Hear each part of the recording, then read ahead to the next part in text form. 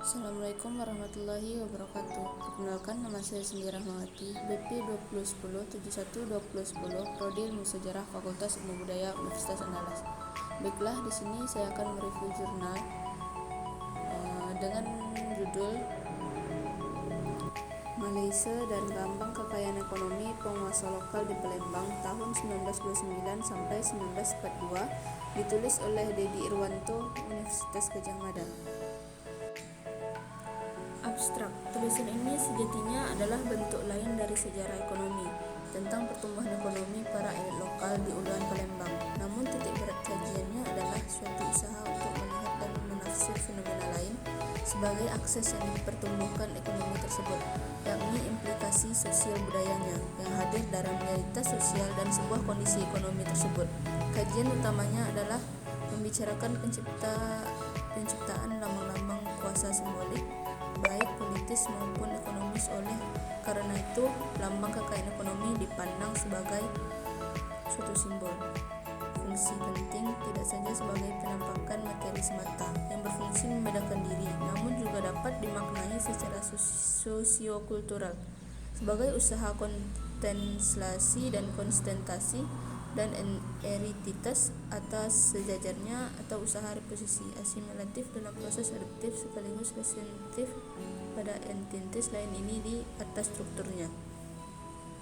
Selanjutnya, pengantar.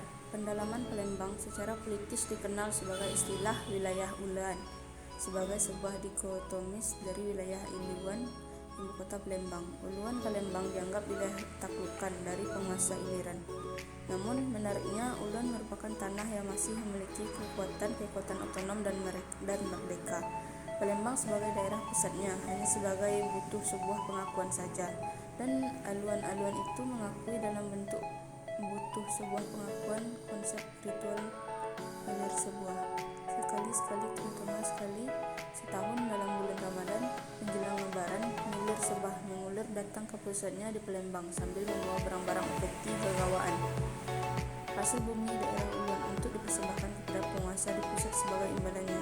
Pusat akan memberikan perlindungan kepada daerah-daerah Uluan yang mengadakan milir Sebah.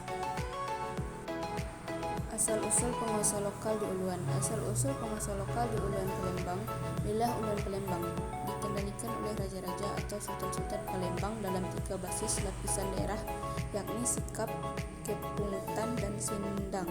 Daerah Sikap adalah wilayah bebas pajak, yaitu marga-marga dalam Ondervandelingen, Banjo Asing, en Kobes Treken, Ondervrafdeling, Komering Diler, Ondervadeling Ogandiler, Orendaraf Musilir, Onderafdeling Rawas. Lapisan berikut adalah kepungutan yang merupakan kantong-kantong pajak, yakni marga-marga Onderafdeling, Komering Oilo, Onderafdeling Ongan Oilo, dan Onderafdeling Muara Doe.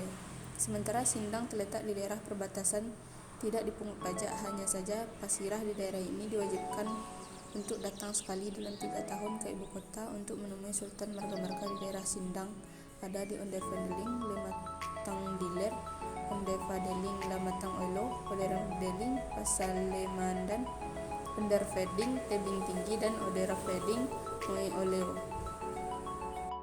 Selanjutnya, makna elit menguasai lokal bagi masyarakat marga-marga di Uluan Palembang pada masa prakolonial.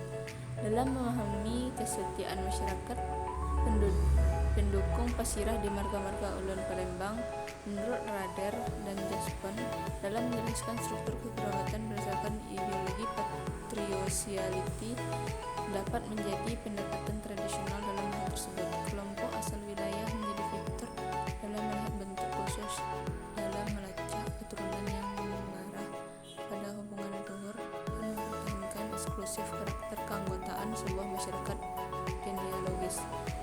Pasirah sebagai kepala teritorial masyarakat pedalaman berbasis kekerabatan menerima otoritas tinggi dari garis besar keturunan Kuyang.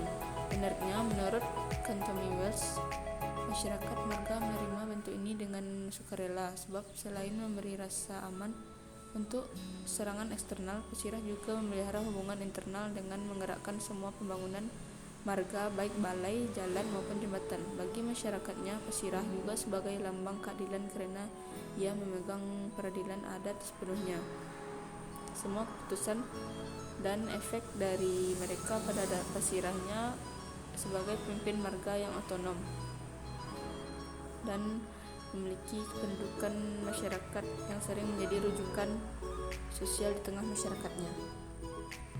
Selanjutnya, ekonomi Malaysia dan kebesaran atau lain para pasirah. Pertumbuhan ekonomi akibat perubahan politik kolonial memberi ruang puncak pertumbuhan ekonomi pasirah sebagai elit lokal Uluan Palembang datang sepanjang awal abad 20 dan di kala musim Malaysia serta setelahnya.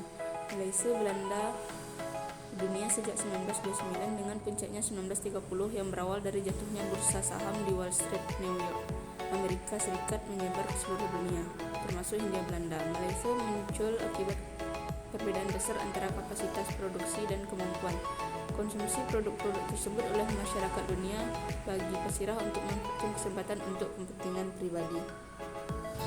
Kesimpulan, penciptaan munculnya para penguasa lokal di Uluan Palembang meskipun sulit dilacak namun tidak dapat dilepaskan pada masa Sriwijaya, menunjukkan para pemimpin Uluan oleh para datu penguasa di Iliran sebagai bentuk politis dalam mengintegrasikan wilayah yang terpisah.